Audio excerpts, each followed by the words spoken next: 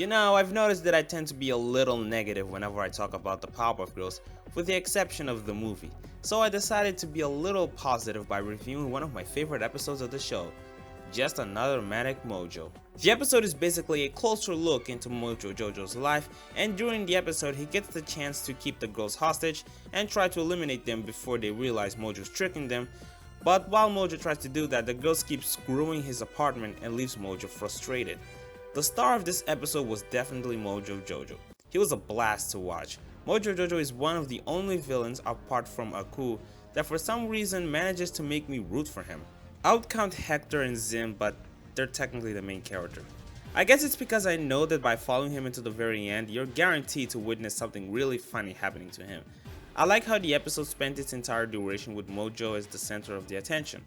It makes the episode feel very unique. I also like how, despite the fact that the episode was clearly comedic, the score still felt like your average Powerpuff Girls Save the Day episode. For example, just a scene where Mojo freaks out because he only has one egg left, and despite the fact that this is clearly a joke and kind of something normal and mundane to happen, the music had this epic and comic book like tone that you would expect to be played during a serious event in an average superhero show. The reason why I like this is because it puts an emphasis on how the episode is parodying superhero stories by having a pretty bad villain face an ordinary struggle that pretty much everyone faces. Another scene like this is during the end when Mojo realized that in the front newspaper was an article about Mojo saving the day by returning Powerpuff Girls' ball, and while he starts cursing in grief, there's a score playing in the background that you would normally hear while a supervillain is facing a huge defeat, not just something as silly as being covered by the news and returning Powerpuff Girls' ball, and that's funny. The girls were hilarious. Watching them unintentionally screwing with Mojo by wrecking his house and invading some of his personal things was funny as heck. Although if there's one thing that kinda bothers me about the girls is the fact that they seem less defensive than how you would usually expect them to be. I mean, it fit the tone of the episode perfectly, but it was kind of out of character of them. Usually the girls tend to be a little more cautious when dealing with Mojo, and here they're a little too casual. Well, to be fair, they didn't really have any excuse to be all pointy at Mojo.